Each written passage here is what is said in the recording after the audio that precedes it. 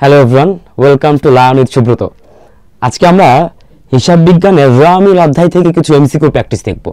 এটা কিন্তু শুধু প্র্যাকটিস নয়, এখানে আমরা বিভিন্ন বিশ্ববিদ্যালয় ওয়াইজ কোশ্চেন সলভ করব প্রথমে। দ্বিতীয়ত কি ধরনের ভুল আসে এখানে, বা আপনারা কি ধরনের প্রশ্ন পরীক্ষায় ভুল করেন, এই সমস্যাগুলো আমরা এখানে আলোচনা করব।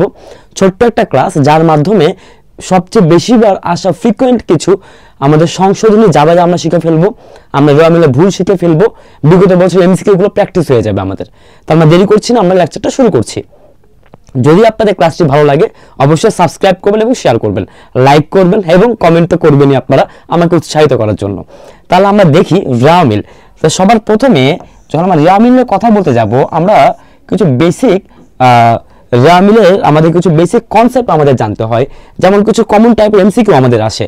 একটা হচ্ছে র মিলে ভুল কোনগুলো, দ্বিতীয়টা হচ্ছে ভুলগুলো ধরা পড়ে কোনগুলো। ঠিক আছে, কয়েকটা বিষয় আগে আমরা দেখি র মিল জিনিসটা কি। এই যে র মিলটা, আমরা যে হিসাবগুলো তৈরি করি, হিসাবগুলো শেষ তৈরি করার পরে হিসাবের গাণিতিক শুদ্ধতা যাচাই করার জন্য একটি ধাপ। আপনাদের প্রথম কাজ, যারা ভিডিওটা দেখছেন কমেন্টে আমাকে জানাবেন একটা হিসাব চক্রে র মিল মোট কয়বার করতে হয়।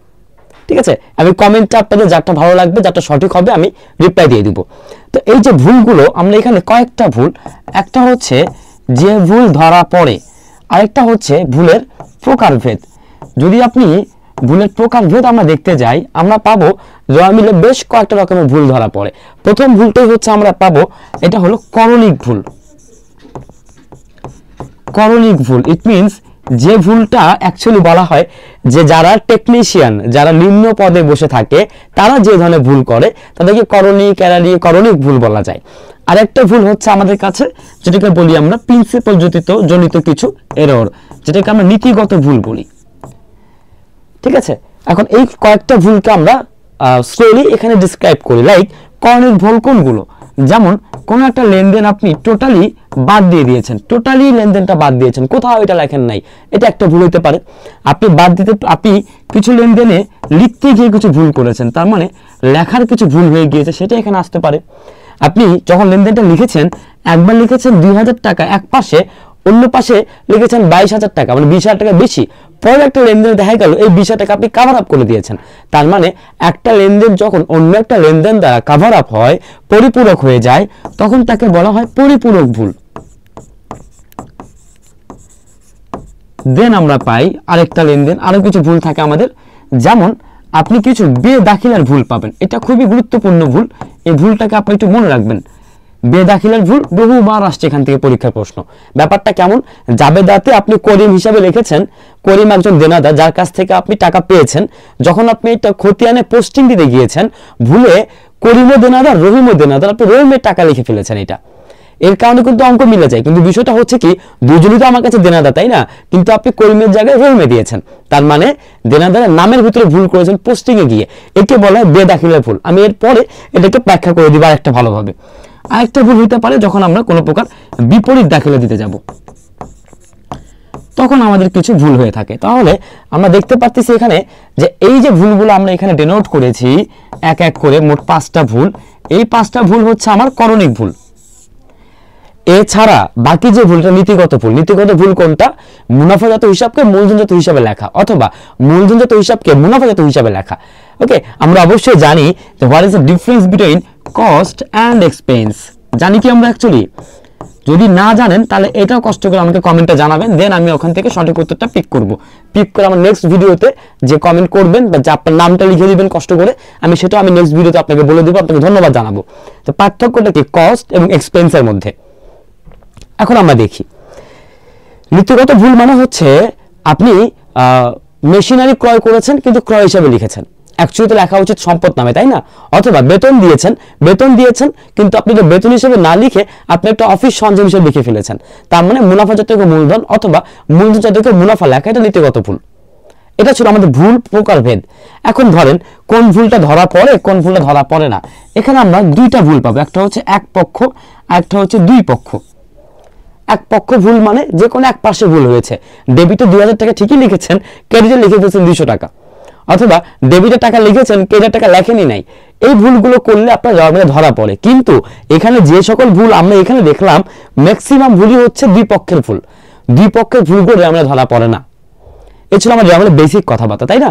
এখন আমরা কিছু প্র্যাকটিস কোশ্চেন আকারে আসি, দেখি আপনারা কতটুকু মনে আছে আপনাদের। শুরু করি ঢাকা বিশ্ববিদ্যালয়ের দিয়ে রিসেন্ট কোশ্চেনগুলো আমি এখান থেকে নেওয়ার ট্রাই করেছি। তাহলে দেখেন, একটু আগে যেটা বুঝিয়েছি আপনাদেরকে, এটাই কিন্তু এখানে আসছে। কোনটি করণিক ভুল নয়? আমরা কি জানি ভুল কত প্রকার? দুই প্রকার, একটা করণিক, একটা নীতিগত। তো এই যে এখানে যে অপশনগুলো আছে, পূরক, লিখন বা বাদ, এগুলো সবই তো আমার এক একটা করণিক ভুল, তাই না? তাহলে আমাদের কাছে সঠিক উত্তর হচ্ছে নীতিগত ভুল। একদম বেসিক কোশ্চেন, বেসিক সমাধান এটার জন্য। আমরা নেক্সট দেখি কোশ্চেন নাম্বার 2। নিচের কোনটি লেনদেনের রেওয়ামিলে মিলকরণে প্রভাব ফেলবে? মানে এটা ভুলের জন্য রেওয়ামিলটা মিলবে না। এখন দেখেন, আপনারা কষ্ট করে এমসিকিউ গুলো এক এক করে দেখবেন। লাইক 440 টাকা পরিবর্তে 404 টাকা লিখেছেন, পেট্রোল খরচ মোটর গাড়ি হিসেবে দেখানো হয়েছে। ওকে, অঙ্ক তো মিলে যাবে না? 404 টাকার পরিবর্তে উভয় পাশে যদি 404 টাকা লেখেন 440-এর পরিবর্তে, তার মানে দুই পাশে ঠিক লিখেছেন, এর জন্য আমার রেওয়ামিল মিলে যায়। কোন খরচটা যদি আপনি পেট্রোলকে মোটর গাড়ি হিসেবে লিখলেন, এটা কোন ধরনের ভুল? এটাই হচ্ছে আমার নীতিগত ভুল, তাই না? মুনাফাকে মূলধন জাতীয় লেখা, এটার জন্য মিলে যাবে। 250 টাকা বিক্রি সম্পূর্ণ থেকে বাদ পড়ে গিয়েছে, লেখেনই নাই, কোনো জেরি তৈরি হয় নাই, এটাও মিলে যাবে। কিন্তু যখন আপনি বিদ্যুৎ খরচটা শুধুমাত্র এক পাশে লিখেছেন নগদান বইতে, কিন্তু অন্য পাশে লেখেন নাই, যে কোনো এক পাশে লিখেছেন, এক পাশে লেখেন নাই, এর জন্য রেওয়ামিলটা মিলবে না। এটাই বলেছে কোনটা প্রভাব ফেলবে, তার মানে ডি নাম্বার হচ্ছে সঠিক উত্তর। সেম কোশ্চেন পরেরটাও আছে, পদ্মা সার্ভিসের কোনটার জন্য রেওয়ামিল মিলবে না? আবার দেখেন, বেতন দিয়েছেন 15,000, বেতন হিসেবে ডেবিট করেছেন। দেখেন, প্রদত্ত বেতন 15,000 টাকা, বেতন হিসেবে ডেবিট করা হয়েছে মাত্র 10,000 টাকা। তার মানে আপনার বেতন 15,000 টাকা কর্মচারীকে দিয়েছেন, আর লিখেছেন কত? 10,000 টাকা। দেখি অন্য অপশনগুলোতে কি আছে একবার, তাহলে আমরা একটু ভালো করে বুঝতে পারবো। ওকে, এখন দেখেন তো এখানে কোনো সঠিক উত্তর পাই কিনা। নাম্বার বি দেখি, দেনাদারের কাছ থেকে 10,000 টাকা হিসাবভুক্ত করেন নাই, রেওয়ামিল মিলে যাবে। মারুফকে 5,000 টাকা মাসুদ হিসেবে লেখা হয়েছে, রেওয়ামিল মিলে যাবে। সেবার 20,000 টাকা জাবাদভুক্ত হয়নি, রেওয়ামিল মিলে যাবে। তার মানে 15,000 টাকা দিয়ে 10,000 টাকা লিখেছেন, এক পাশে 15,000 ডেবিট আর এক পাশে 10,000 ক্যাশ ক্রেডিট, তার মানে এটা মিলবে না, 5,000 টাকা একটা গ্যাপ থেকে যাবে। সো এ হচ্ছে সঠিক উত্তর, তাই না? রেওয়ামিল উভয় দিক কখন মিলে যাবে? যখন আমাদের ভাড়া হিসাবে একটা লেনদেন রেকর্ডই করা হয়নি, কোনো পাশেই লেখা নেই, তার মানে এই কারণে আপনার রেওয়ামিল দুই পাশে মিলে যাচ্ছে। নেক্সট, তো প্রশ্ন নাম্বার 5, কোন ভুল রেওয়ামিলের সাথে ধরা পড়ে? জাবাদভুক্ত না হলে তো লিখতে পারবেন না, দুইবার দিয়েছেন বুঝতে পারবেন না আপনি। লিপিবদ্ধকরণে পরিপূরক ভুল অঙ্ক মিলে যায়, লেখার ভুল অঙ্ক মিলে যায়, কিন্তু লেনদেন যখন আপনি স্থানান্তর করতে যান এক হিসাব থেকে অন্য হিসাবে, তখন আপনার কাছে এই ভুলটা ধরা পড়ে যায়। তখন আপনি দেখতে পান যে কারো টাকা কম বা বেশি হয়ে যাচ্ছে, তার মানে ডি নাম্বার হচ্ছে অ্যান্সার। প্রাথমিক বই মানে জাবেদা থেকে খতিয়ান স্থানান্তর করার সময় যে ভুলটা সংশোধিত হয়, জাবেদা থেকে খতিয়ান স্থানান্তর করার সময় যে ভুলটা হয়, সেই ভুলটার নাম বেদাখিলের ভুল, এটাকেই বলা হয় পোস্টিং এর ভুল। মনে রাখবেন, দুইটাই সঠিক উত্তর। এটাকে বেদাখিলা বলে, এটাকে পোস্টিং বলে, ঠিক আছে? নেক্সট দেখি আমরা কিছু কোশ্চেন দেওয়া আছে এখানে। কোশ্চেন নাম্বার 7, এনামের কাছ থেকে 15 টাকা হাউল হিসেবে ডেবিট করেছেন, একজনের কাছ থেকে পাওয়ার কথা অন্যজন হিসেবে লিখেছেন, সমস্যা কি? দুজনই তো পাওনাদার বা দুজনই দেনাদার, আপনি এর জায়গায় বি লিখেছেন, একই কথা, যার কারণে অঙ্ক মিলে যায়। আর যখন একই গোত্র হিসাবের মধ্যে ঝামেলাটা হয়, একজনের নামে যে অন্যজনের নাম লেখা হয়, এটাকে বলে এরর অফ মিস পোস্টিং তথা বেদাখিলার ভুল। ওকে, এটাকে আরেকটা নাম হলো খতিয়ান ভুক্তির ভুল।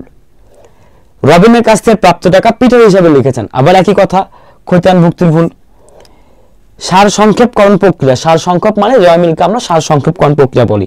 তার মানে আমরা জানি প্রাথমিকভাবে লিপিবদ্ধ করা হয় জাবেদাতে এবং পরে এটাকে সামারি করা হয় খতিয়ানে এসে।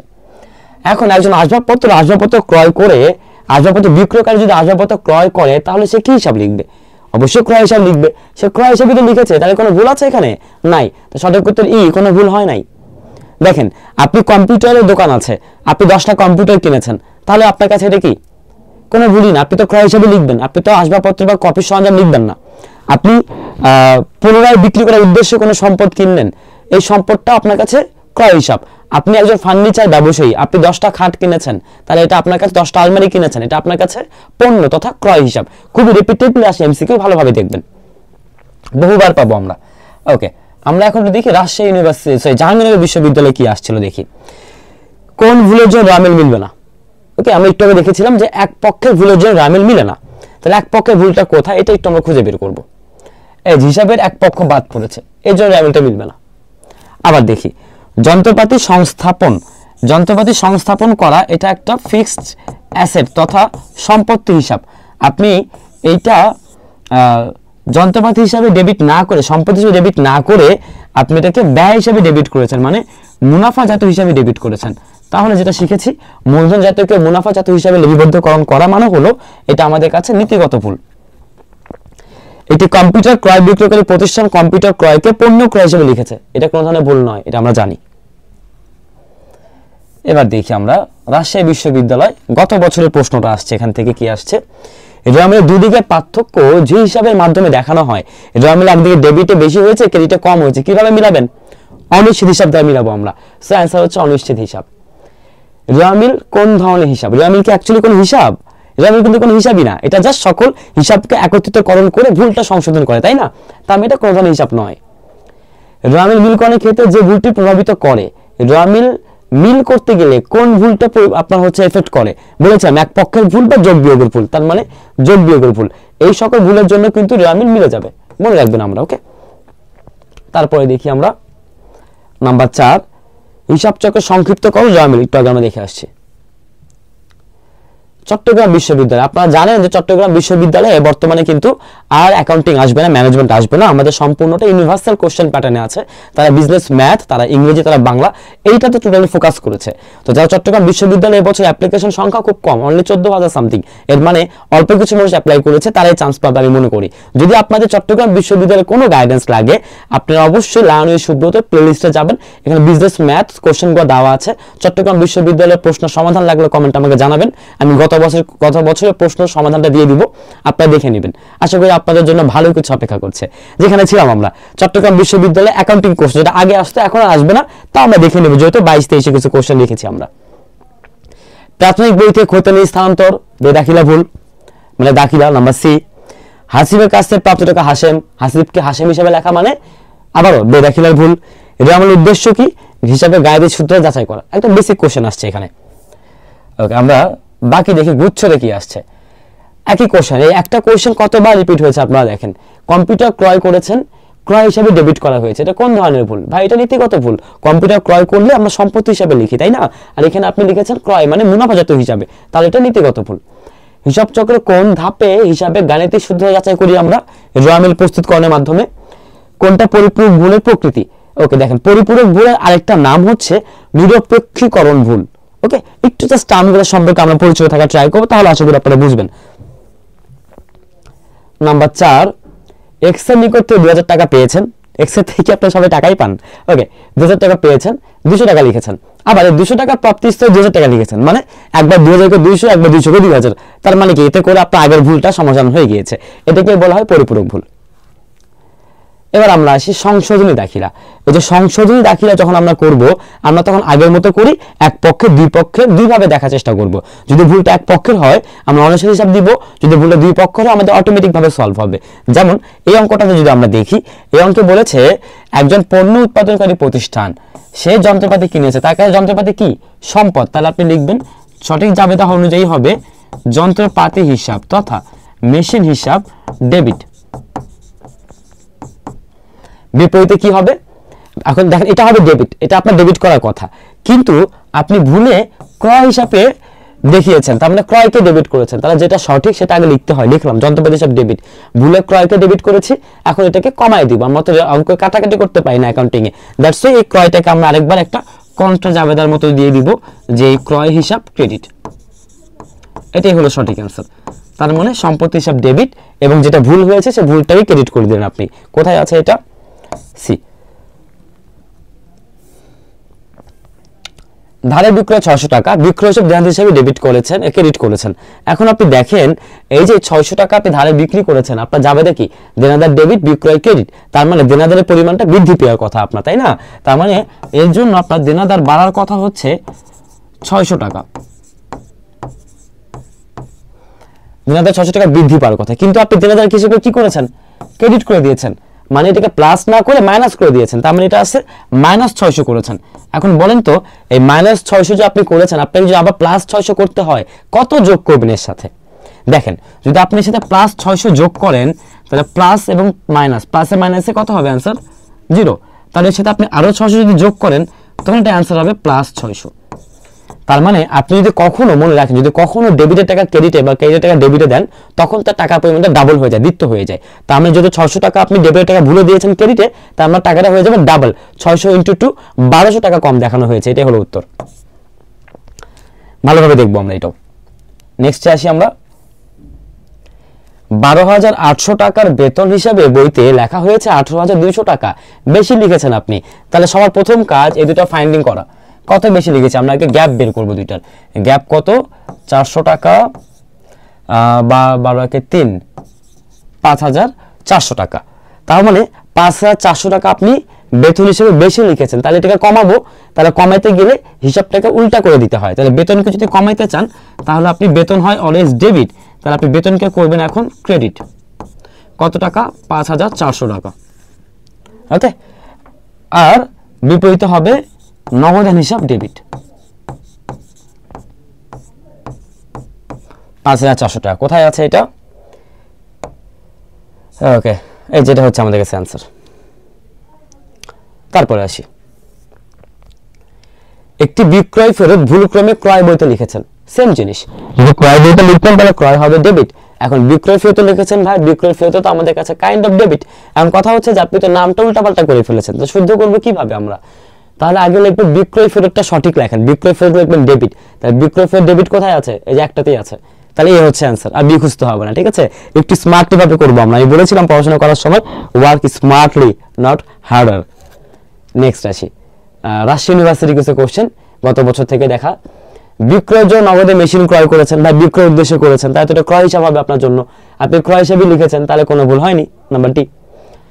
ধারে পণ্য ক্রয় 5,000 টাকা, ভুলে ক্রয় বইতে লিখেছেন 10,000 টাকা। এখন ধরেন আপনি ক্রয় বইতে কম লিখেছেন, যদি ক্রয়টা কম লেখেন, কোন ক্রয় কম লিখেছেন? ধারে ক্রয় কম লিখেছেন। ধারে ক্রয়ের মাধ্যমে দুইটা এন্টিটি তৈরি হয়, একটা হচ্ছে ক্রয় হিসাব, একটা হচ্ছে পাওনাদার বা পণ্য সরবরাহকারী হিসাব। তাহলে দুটাই হলো, একটা হলো দায় আর একটা হলো ব্যয়। তার মানে এটা কম লেখা মানে কি, 15,000 জায়গায় 10,000, মানে 5,000 টাকা কম লেখা মানে 5,000 টাকা ব্যয় কম লিখিয়েছেন, 5,000 টাকা দায় কম লিখিয়েছেন। দায় এবং খরচ দুটাই কম লিখিয়েছেন। যন্ত্রপাতি ক্রয় ভুল করে ক্রয় হিসাবে লিখেছেন। ওকে, তাহলে কি হবে? এটা যেটা সঠিক সেটা আগে লিখবো, যন্ত্রপাতি হিসাব ডেবিট, ক্রয় হিসাব ক্রেডিট। একটু আগে দেখে আসি রিপিট কোশ্চেন। ওকে, এই ছিল আমাদের যত ধরনের প্রশ্ন আসার মতো অল পসিবল ওয়েজ। আমি কিন্তু আমার যত আপনারা প্লেলিস্ট থেকে চ্যাপ্টার ওয়াইজ ভিডিওগুলো অবশ্যই দেখে নেবেন বিশ্ববিদ্যালয় প্রস্তুতির ঠিক আগ মুহূর্তে, তাহলে আপনারা একটা সামারি পেয়ে যাবেন। এর বাইরে পরীক্ষা প্রশ্ন আসার সম্ভাবনা খুবই ক্ষীণ। যত টাইপের কোশ্চেন আছে আমি তো সকল টাইপের কোশ্চেন নেওয়ার ট্রাই করেছি, নট নিয়েছি যে রিপিটেড, শুধুমাত্র নতুন কোশ্চেন নিয়েছি। দেখেন 5-6 প্রশ্ন নেওয়া হয়েছে, এখানে 22-23 প্রশ্ন এখন নেওয়া হয়েছে। তো আপনাদের জন্য আমরা বেস্ট ট্রাই করছি, আপনাদের জন্য আমি আমার জায়গা থেকে সর্বোচ্চ ট্রাই করছি। আপনারা আপনার জায়গা থেকে যদি ক্লাস ভালো লাগে লাইক, কমেন্ট, শেয়ার এবং যত কিছু করা সম্ভব এই ক্লাসটাকে মানুষের কাছে পৌঁছে দেওয়ার জন্য, যারা অ্যাকচুয়ালি নিডি, যারা অ্যাকচুয়ালি ভালো প্রপার গাইডেন্স পাচ্ছে না, তাদের কাছে আপনারা ক্লাসটা পৌঁছে দেন। সবাই ভালো থাকেন, সবাই সুস্থ থাকেন, আপনাদের প্রস্তুতি সুন্দর হোক। ধন্যবাদ সবাইকে।